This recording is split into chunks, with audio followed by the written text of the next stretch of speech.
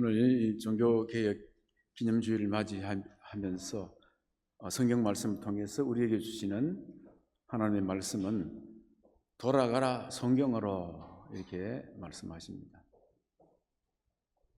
거꾸로 돌아가면 또 성경으로 돌아가라 이렇게 되지요. 어쨌든 돌아가라 이렇게 말씀하십니다. 자연계 생명체의 대부분들은 껍질을 벗어야 생명을 유지하거나 자기 역할을 할 수가 있습니다. 병아리는 계란이는 껍질을 뚫고 깨고 나와야 생명이 시작되지요. 매미도 10년 동안 땅속에서 유충으로 살다가 껍질을 벗고야 이제 매미가 되는 것입니다. 일주일을 울지요. 그렇습니다. 여러분, 즐기는 보리새우도 얼마나 자주 어릴 때는 껍질을 벗습니까? 아주 자주 벗습니다. 그리고 쉽게 벗습니다. 그런데 늙어갈수록 껍질 벗는 게 쉽지 않고 어렵습니다. 그럼 맨 나중에는 드디어 껍질을 벗을 수 없을 때쯤 되면은 껍질 속에 갇혀서 죽게 되는 것이지요. 교회도 마찬가지인 것입니다. 교회도 계속해서 껍질을 벗어야 하는 것입니다. 만약에 껍질을 벗지 아니하면은 껍질 벗기 쉽지 않을 때쯤 되면은 생명력을 잃어버리게 되는 것입니다. 자, 그러면 우리 교회는 어떻게 새 껍질을 벗을 수 있을까요? 오늘은 제 507회 종교개혁 기념주일입니다. 개혁이란 말은 제도나 기구 등을 새롭게 하여서 현재 시스템을 고치고 바꾸어 나가는 사회운동을 개혁이라고 합니다.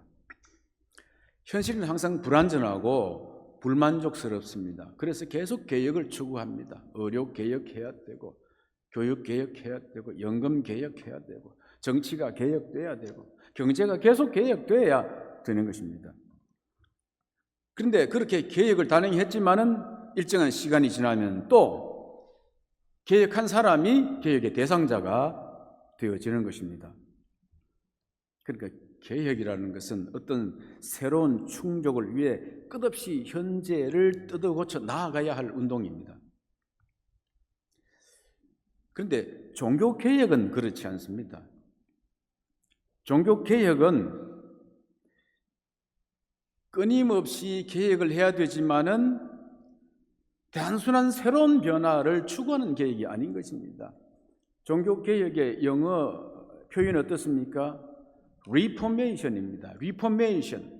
본래의 폼으로 돌아가자는 것이지 New Formation이 아닙니다. 새로운 형태를 계속 만들어가자는 게 아니라 이 말이지요. 이 차이를 여러분 분명히 아셔야 되는 것입니다. 본래의 형태, 즉 원형으로 다시 돌아가자는 운동이 종교개혁 운동인 것입니다. 교회에 최초 원형이 있다는 것이지요. 그게 초대 교회였습니다. 근데 지금 그 초대 교회의 형태를 우리가 찾아볼 수가 없으니 그 형태를 고스란히 설명해 놓고 어떠했는지를 기록해 놓은 것이 성경인 것입니다. 그러면 본래 형태를 돌아가려면 성경으로 돌아가야 된다 하는 것이지요. 역사를 볼 때에 이 개신교회도 시대 상황이 혼란할 때는 노선을 비켜가는 경우가 참 많이 있었고 지금도 있습니다. 그럴 때마다 주님은 말씀하시기를 새로운 길로 가라 하지 아니하고 성경으로 돌아가라 이렇게 말씀하십니다.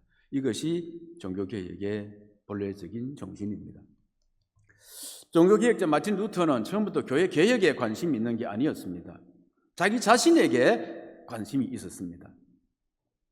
하나님과 자신과의 관계에서 이제 출발한 것이지요. 그는 어거스틴 수도원에 들어가서 그 엄격한 수도원의 계율을 지키면서 기도와 명상과 훈련을 했습니다. 그러나 그 수도원의 엄격한 계율을 지키는 것이 마음의 자유를 주지 못했습니다. 그래서 그는 로마 교황청을 방문할 기회가 있어서 그때에 빌라도 계단에 이제 섰습니다. 빌라도 계단을 무릎으로 올라갑니다. 교황청에서는 그 빌라도 계단을 무릎으로 올라가게 되어지면은 죄를 사함받는다고 했습니다. 그래서 본래 그 빌라도 계단은 유대 예루살렘에 있었어요. 예수님께서 빌라도 총독에게 재판받으러 올라갔던 계단이 빌라도 계단입니다. 그런데 콘스탄틴 황제의 어머니 헬레나가 유대 예루살렘에 있는 계단을 떼다가 로마에 갖다 놓은 거예요. 그래서 이제 루트도 28개나 되는 그 계단을 무릎 다 까지겠지요. 올라갑니다. 그렇게 입을 맞추면서 한 계단 올라가서 다 올라간 다음에 올라가면서 생각하는 겁니다. 정말 이렇게 고생해서 올라가면 죄가 사해지는가? 이 계단 올라간다고 죄가 사해지는가? 이런 생각이 자꾸 드는데 그때 말씀 한 구절이 떠오르는 것입니다. 그 말씀이 오늘 읽은 본문입니다. 복음에는 하나님의 의가 나타났어. 믿음으로 믿음에 이르게 하나니 기록된 바 오직 의인은 믿음으로 말미암아 살리라. 기록된 바, 이 말씀은 하박국 2장 4절 말씀의 기록입니다. 교만한 자들은 불신자, 믿지 않는 바벨론을 말하고 오직 의인은 할 때 이것은 하나님의 백성을 말하는 겁니다. 하나님 믿는 백성들은 하나님 믿는 믿음으로 살 것이다 하는 그 기록된 말씀이 기록된 바 오직 하나님의 백성은 믿음으로 말미암아 살리라 함과 같은 일은. 이 말씀이 떠오르면서 자유함을 얻었습니다. 이것이 얼마나 헛된 짓인 줄로 알게 된 것이지요.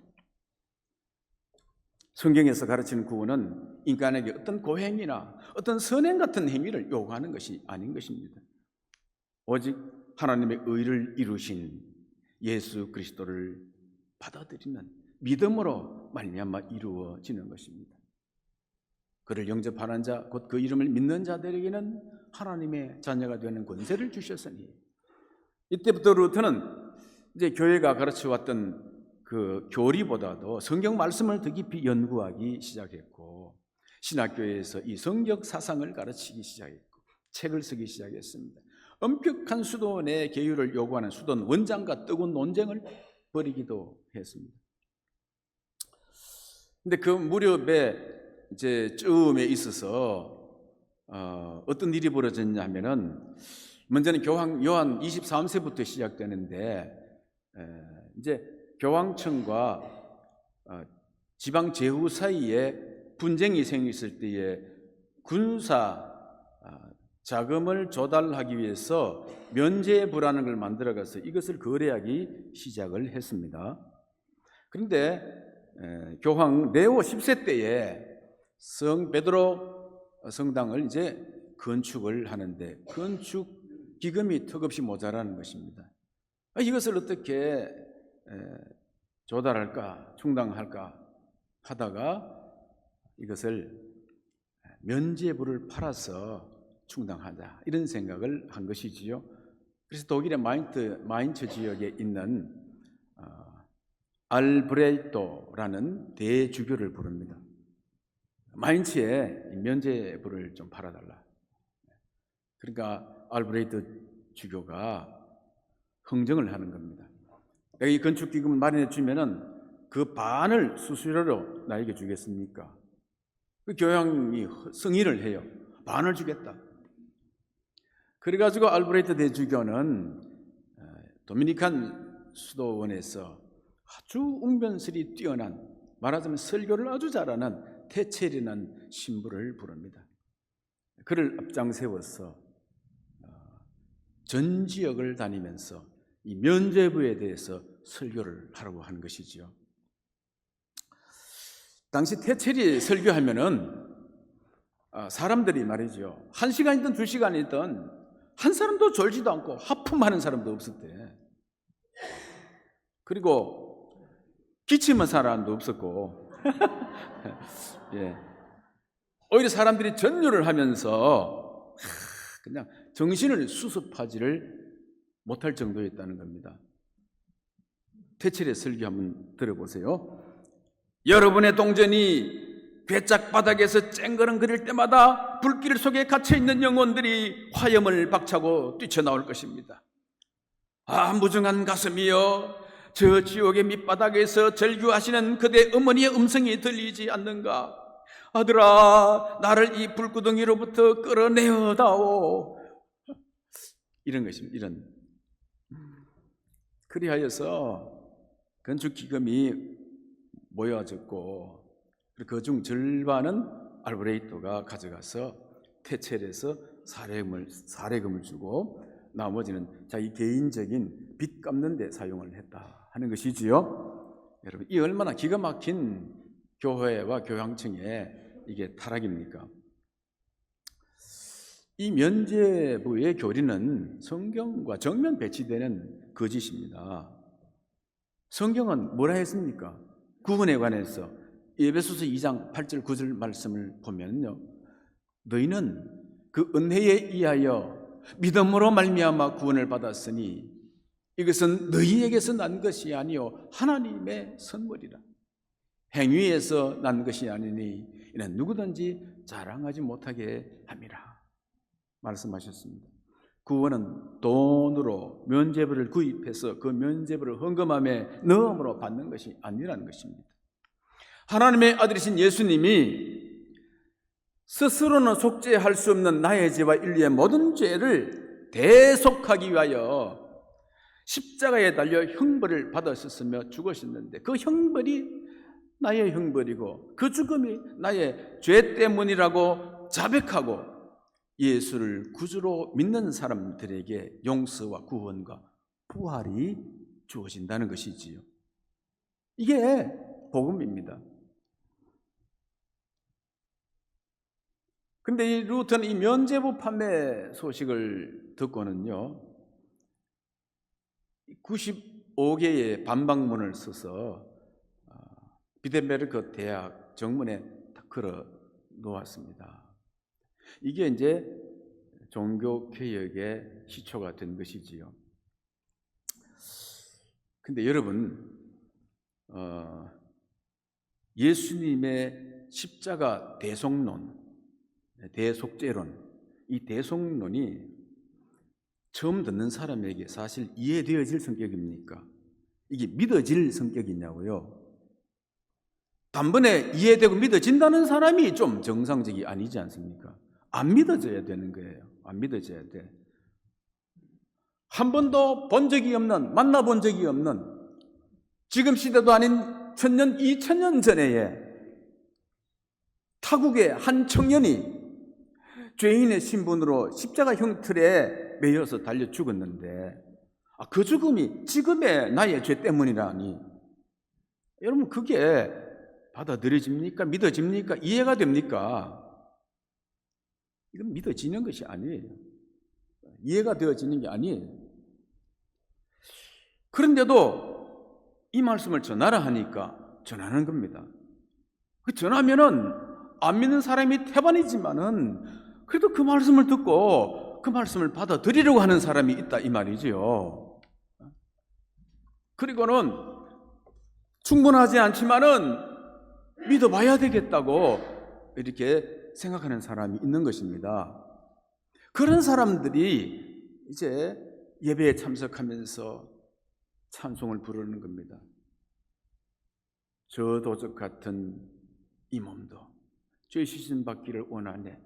이 찬송을 부르는 천부여 어지없어서 손 들고 나가면 이 찬송을 부를 때, 또 기도할 때에, 그리고 하나님 말씀을 들을 때에 신기하게도 예수가 메시아인 것을, 하나님의 사람이 되어 오신 것이 믿어지기 시작하는 것입니다.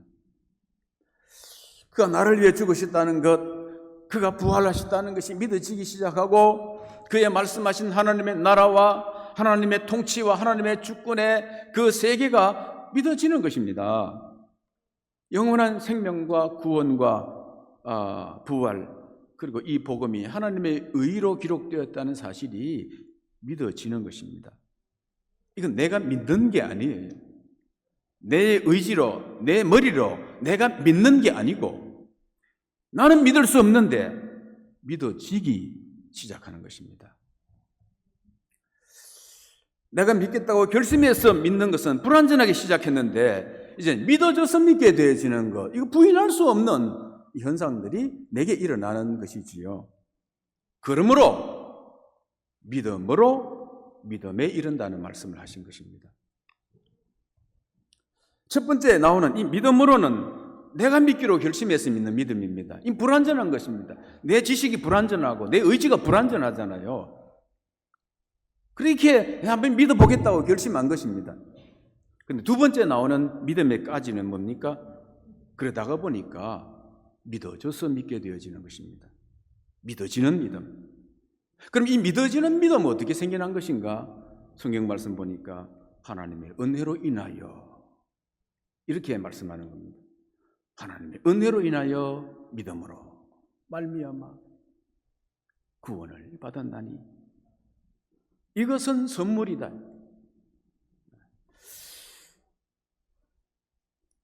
에베소서 2장 8절 9절 말씀 다시 한번 띄워주시기 바랍니다. 너희는 그 은혜에 인하여 믿음이 생겨났고 그 믿음으로 말미암아 구원을 받았으니 이것이 너희에게서부터 난 것이 아니고 하나님이 주신 선물이다. 어떤 고행이나 선행이나 도덕 윤리 행위에서 난 것이 아니니 이는 누구든지 자랑하지 못하게 함이라. 그런데 이런 하나님의 은혜요 선물로 주신 믿음으로 말미암아 주어진 구원을 돈으로 살 수 있다고 하는 교황청과 대주교와 수도사의 이 설교, 이거야말로 무서운 타락 아닙니까? 그저 부패가 아니고 사단 마귀의 앞자기 노릇을 하는 것입니다. 그래서 루터는 그것이 거짓이라고, 성경은 그렇게 말씀하지 않았다고, 성경으로 돌아가야 된다고 반박문을 써붙인 것이 종교개혁의 시작이 된 것이지요. 오늘 우리 개신교에도 개혁되어야 될 부분이 많이 있습니다. 시간이 지나면 껍질이 자꾸 두꺼워지는 것이지요. 보십시오. 전 세계에 요새 동성애를 그냥 받아들이는 교단들이 얼마나 많습니까? 미국, 캐나다, 영국 할 것 없이. 오늘 아마 저기 광화문에서 서울 지역에서는 전국 대대적으로 포괄적 차별 금지법이 형성되지 않도록 하나님 도와달라고 하는 대대적인 집회를 200만 명이 모이도록 주일 예배를 거기서 드리는 형태로 지금 집회가 열리고 있습니다.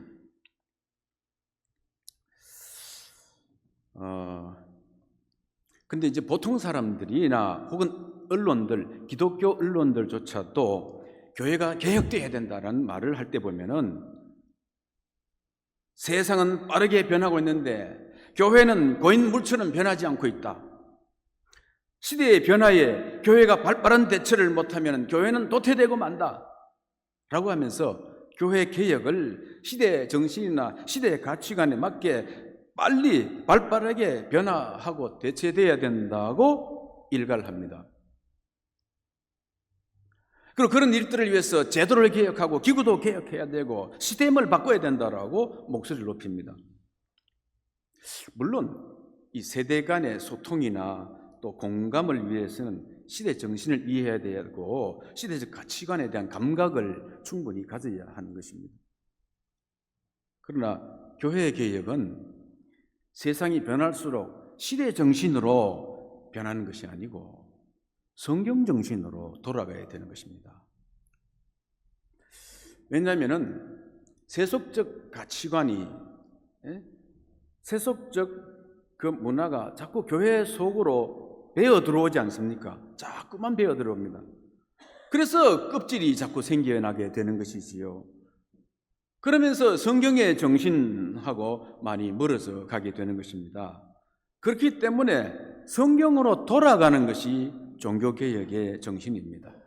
그거야말로 교회를 교회되게 하는 것입니다. 이 세상과 사회가 끊임없이 인간의 어떤 문화 혜택을 위해서 발전해 갈수록 성경은 거기에 따라가는 것이 아니고, 교회는 거기에 따라가는 것이 아니고 본래 성경 정신으로 고유한 성경 정신을 그대로 유지하고 있을 때에 그들과 차별이 있는 것이지요.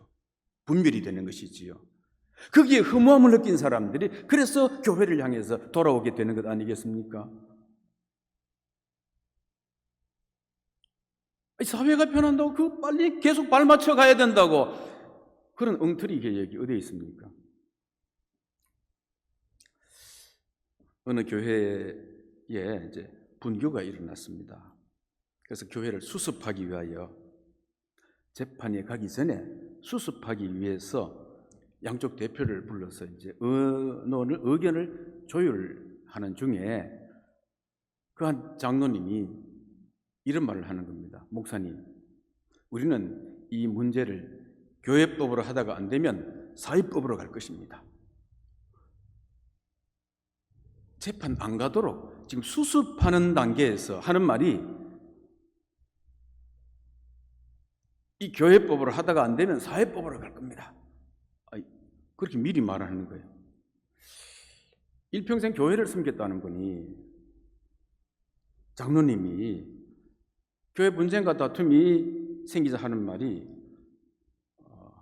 자기들에게 불리한 결정이 나오면 교회법을 따르지 않고 세상 법정에 고소해서 싸우겠다는 것입니다. 자신도 교회법에 의해서 장로가 되었어요. 하나님의 말씀과 교회 치리에 순종하겠다고 하나님 앞에서 교회 앞에 선서하고 장로를 임직받았잖아요. 교회법이 시원찮고 교회법은 자신들이 불리하면 안 따르겠다는 거예요. 이런 분들에게 그럼 과연 성경이 소용이 있겠는가? 성경이 필요한가? 성경 소용없습니다. 아무리 성경 말씀 자기한테 유리할 때는 아멘인데 자기 기대함과 다를 때는 무용지물이 되어버린 것이지요. 그런 분에게 어떻게 성경적 권면을 할 수 있겠습니까? 자신들의 생각대로 되지 않으면 교회법 안에서 결정되는 어떤 결정도 따르지 않을 것이고 하나님을 믿지 아니하는 저 불신자들이 판단하는 그 판단을 받아들이겠다고 하는 것입니다. 성경이 뭐라고 말씀하십니까? 고린도전서 6장 1절 말씀 한번 보시겠습니다.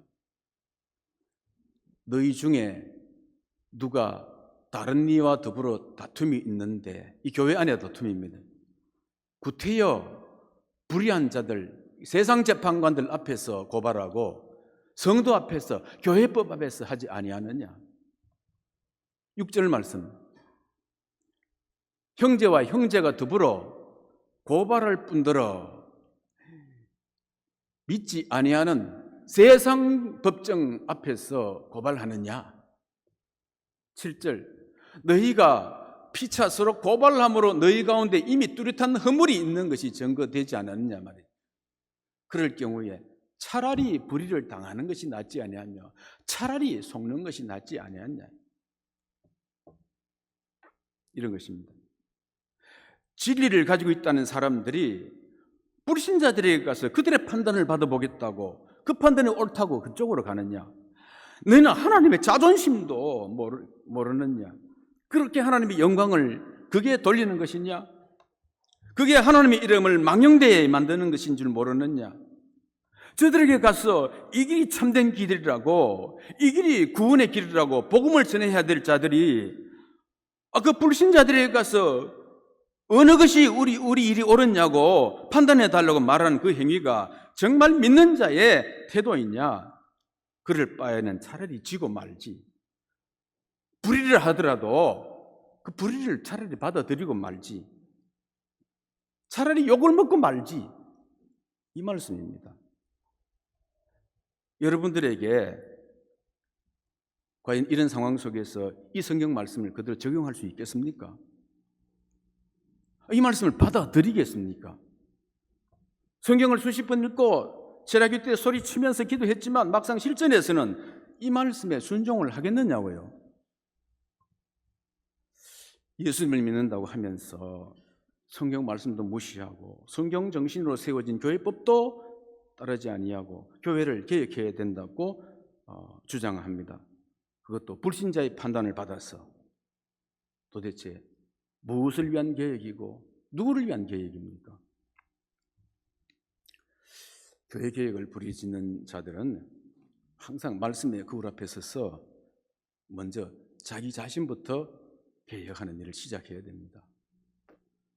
요새 여러 사람들이 유튜브에 나와서 정치가 개혁되어져야 된다고, 이대로 안 된다고, 또 뭐 경제 앞으로 먹구름이 개혁되어져야 된다고, 사회가 개혁되어야 된다고 떠듭니다.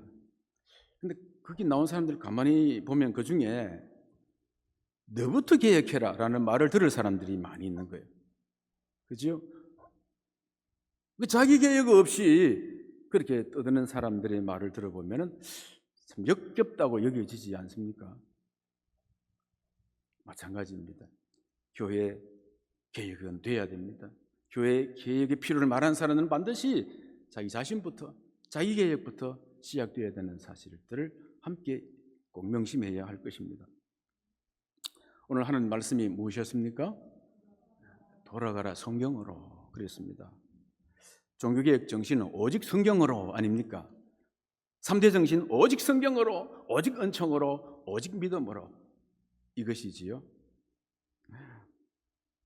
교회의 건강한 개혁을 위해서는 우리 자신이 먼저 개혁되어져야 할 것입니다. 시스템을 바꾸고 제도를 바꾸고 기구를, 조직을 아무리 바꿔도 내가 바뀌어지지 않으면 그 소용이 없는 것 아니겠습니까? 그리고 무엇보다도 성경으로 돌아가야 됩니다. 어떻게 개혁될 것인가? 성경을 기준으로 돌아가야 개혁이 되어야 되는 것입니다. 성경을 그대로 믿고 성경 말씀을 최고 판단 기준으로 삼고 성경 말씀에 순종하는 것이 진정한 교회 개혁을 이루는 게 있습니다. 종교개혁 기념주일과 교회 창립 71주를 맞이해서 우리 교회는 어떻게 개혁되어져야 하는가? 성경 말씀이 우리를 지배하는 교회가 되어지도록 개혁되어져야 할 줄로 믿습니다.